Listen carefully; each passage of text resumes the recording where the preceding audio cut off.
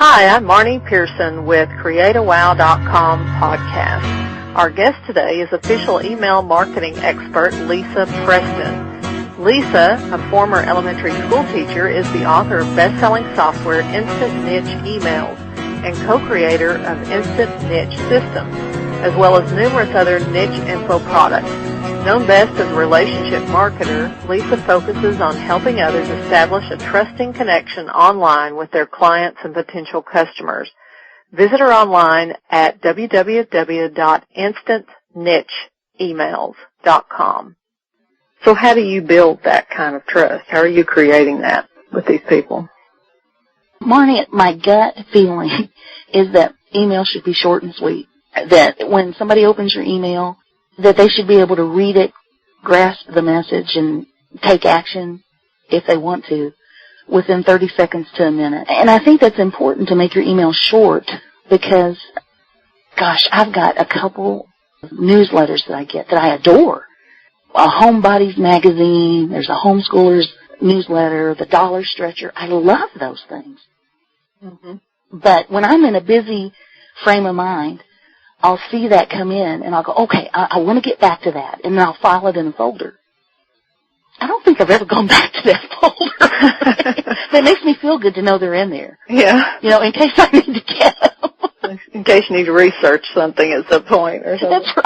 That's right. So while I value that content, and I value the people who write it, and I do feel a relationship with them, it's just so long that I'm hesitant to open it sometimes.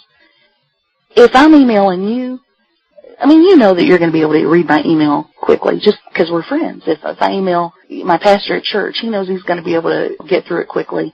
Right. So, yeah, I want my audience to feel like when they see my name, oh, yeah, this is a friend.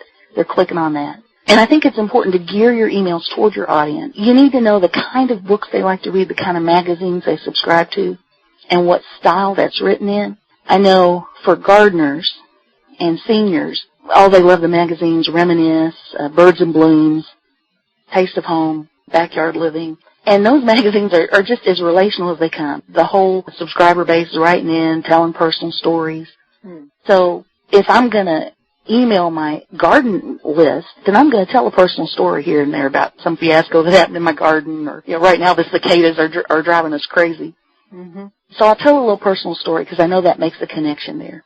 If your niche is more male, I find that men like interesting content in kind of bullet format, to the point. I think that's appreciated in that niche. If you're dealing with women, I find it helpful to introduce yourself and your family because that creates a connection. People like to feel like they know you, not just you, but your whole family. They enjoy short inspirational stories now and again. So knowing your niche, I think if my next door neighbor is a motorcycle rider and he loves motorcycles and he goes on trips, and so if he and his wife came over, I know I'm going to respond to them in a different way than if my friend across town who's just like this eclectic gardener comes over. The conversation's going to be different, and you just try to transfer that in your writing and really connect with the person, respect who they are. That's interesting. I had somebody tell me that the other day. It was on my I Am Joyful list. I just send out, like, inspirational messages and stuff, too. There's some men on there, but usually women are the bulk of my list. And one lady said, you need to tell us more about your kids. Oh, yeah. And I was like, you really want to hear me talk about my kids? I was thinking that. I didn't say it, but you just brought that up, made me think about it. So. And, Marnie, you sent out a message the other day with a link to a video of your son's graduation. Right. I can still see that playing in my head. I watched that like 3 times because when he threw his head back like, hallelujah. I know. I got a lot of comments on that, so I guess I've been missing out. I should be posting videos of my kids. I've just always kind of been private about not putting them out in front of everybody, I guess, until they're old enough to protect themselves. Right, but boy, I just felt such a closer link to you. Like I knew your family better. Just from watching that little video. Our guest today for the CreateAWow.com podcast has been Lisa Preston. the official email marketing expert at Idea Marketers.